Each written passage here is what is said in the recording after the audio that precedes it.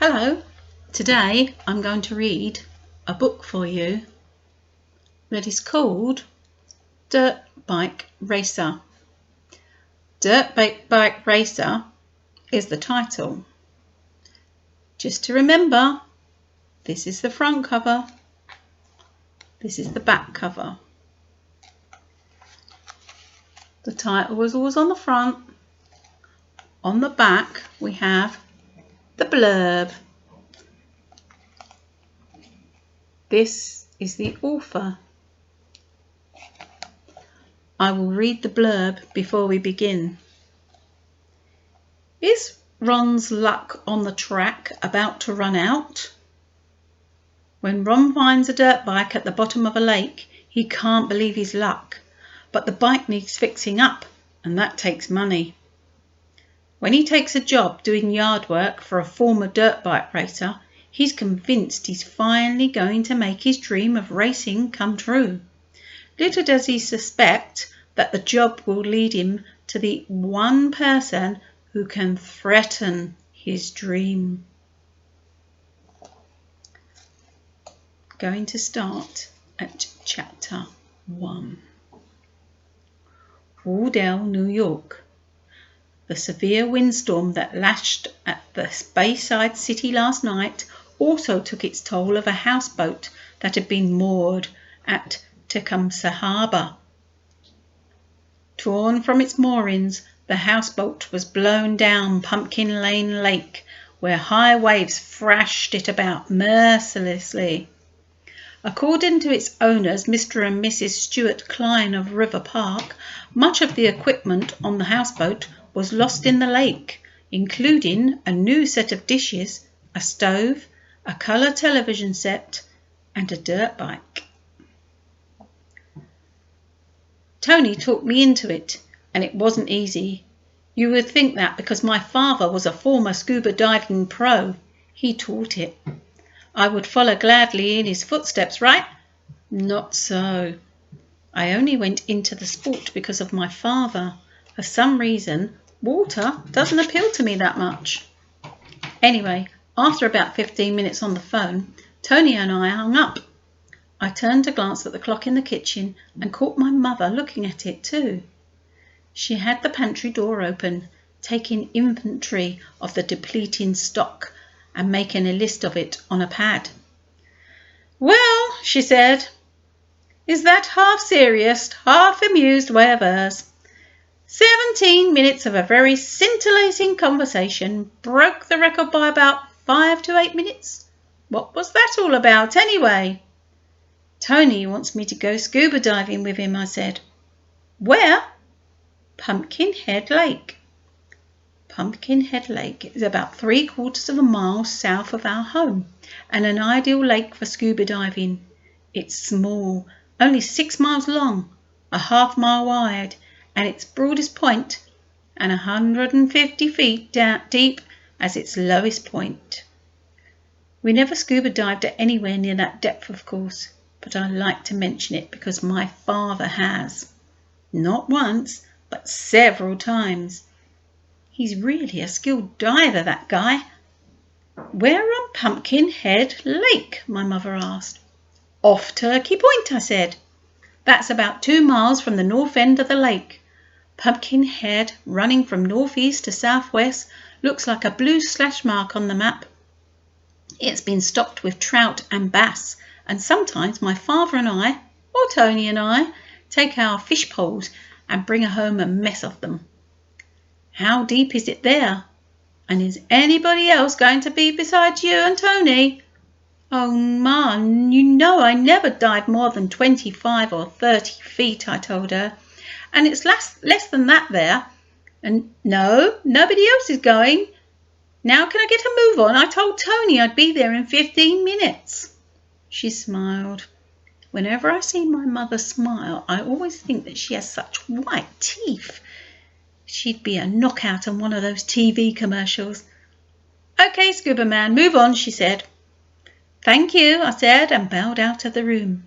I got my gear, piled it into the rear pannier of my bike, and pedalled off to Tony's house. Tony, whose full name is Tony Franco, lives on Pine Street. I've known him all my life, which is going on 13 years, but it's only been the last couple of years that we've become pals. Don't ask me why, it just happened. I didn't see him around when I got there. Are you looking for Tony, Ron? Mrs. Franco called from the kitchen door. Yeah, I said. He said he'd be waiting for me. Here I am, a voice yelled. Tony's voice seemed to be an octave higher than an owl's. I'd recognise it anywhere. I looked around. Where? I asked. Here, he said. Underneath the porch. Wait, I said, I'll be right out. His mother chuckled. Nirvana chased a mouse or something under there and can't find her way out, so Tony had to crawl in after her. Nirvana is their cat. A calico feline with 6 toes on each paw. As for me, I wouldn't give a dime for any cat. One scratched me once, just because I wanted to pet it. Since then, the wider the gap between a cat and me, the better. A few seconds later, Tony crawled out from under the porch. Nirvana clutched under his right arm. The instant he let her loose, she meowed and bowed off. He got up, brushed himself off. Dumb cat, he said. That's the 3rd time she got trapped under there. Too dumb to know how to find her way out. Can't you plug up the hole where she goes in? I asked. He looked at me. Ever hear of procrastination? That means never do today what you can do tomorrow. It's my dad's favourite motto. I shrugged. Don't knock it. It has its good points. I looked around for his diving gear. You ready to go? In a minute, he said. He trotted up on the porch and came back down with his gear. Then he got his bike out of the garage, placed the gear onto its rear pannier, and we rode off. Be home before 5 now, his mother called after him. I will, he called back to her. We rode through the streets, crossed the bridge on Inglewood, then took the shortcut through the park. With the 4th of July just behind us, this was a nice time of year. The trees were flush with green leaves, the grass was like an emerald sea, and few flowers in bloom were like frosting on a cake. I heard a hum behind us that quickly grew into a roar. A couple of seconds later, 2 motorcyclists sped by us, one on our left and the other on our right. They both goosed their engines as they went by, then fired their plugs to make them sound like pistol shots. This was against the city of Hodel's law. But with no cops around, a minor thing like that, firing spark plugs, wasn't going to stop Lug Mania and Skitch Bentley from having their fun. Idiots, said Tony. I wonder whose motorcycle they stripped last night. I'm glad we've got bikes, I said. There's nothing on these they could use. Don't bet on it, said Tony. Twice during the last 2 years, Lug and Skitch had been arrested for stealing parts off someone's motorcycle. The last arrest was about 8 or 9 months ago. Since then, there had been no complaints about stripped bikes, but how long that would last was anybody's guess. In a little while, the 2 came buzzing back again, passing by us in the middle. Tony and I waved at them. They didn't wave back. Big shots, mumbled Tony. Tony and I rode as far as we could go to Turkey Point, which was a strip of land extending out into the lake. A tree grew on the end of it, looking so lonely, and wondered how it could survive. There was also some bushes which we used to hide in as we stripped and put on our trunks and scuba outfits. Tony and I used the single air cylinder tanks, which were plenty for the kind of diving we did. We pulled on our flippers, checked our pressure and depth gauges, then adjusted our face masks with the breathing tubes attached to them. All set, we waded out into the water till it was up to our waists. Then we dove in. We swam out about 100 yards.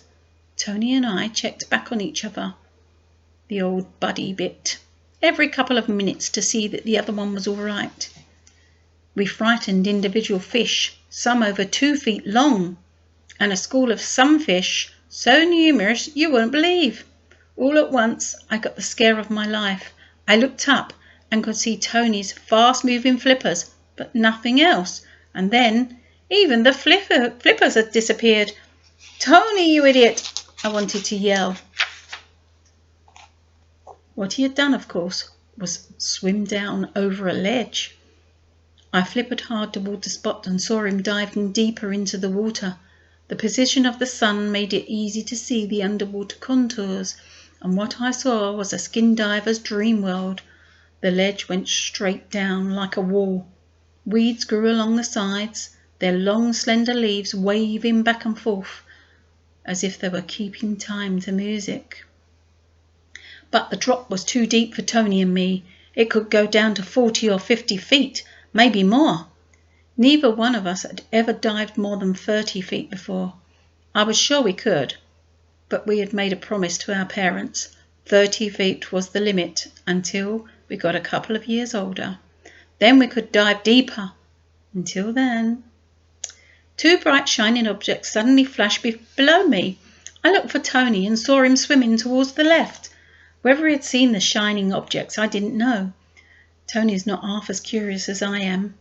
If he saw something strange, he might want to check it out, or he might not. It always depended on how he felt at the moment. Me, I'm like a curious cat. Those 2 shining objects might not have been anything but bottles, but there was something about them that deserved a closer look. At least in my opinion they did. But I didn't want to swim to them alone. I didn't want to get too wide a gap between Tony and me. You never know when something could happen to the breathing apparatus, to the pressure gauge, to anything. And you'd want your partner nearby to give you help. I was about to cuss Tony for ignoring that underwritten law. I saw him look back. Quickly, I motioned him over. "Come over forward." He trod water a while, staring at me. I motioned to him again, more instantly this time. Then I pointed down towards the shining objects. I saw him check his depth gauge, and I checked mine. 22 feet. And we had been swimming for about 5 minutes. We had from 8 to 10 minutes of diving time left before we had to surface. I started to motion him again, but he was already swimming towards me. I turned and headed down towards the 2 shining objects. I figured they must be about 15 to 20 feet deeper. "I'm sorry, Mum and Dad, but I've just got to see what those things are down there." Gradually, I began to distinguish the outlines of, what do you know? A bike. Not the ordinary pedal-type 2-wheeler, but a dirt bike. That's the end of chapter 1.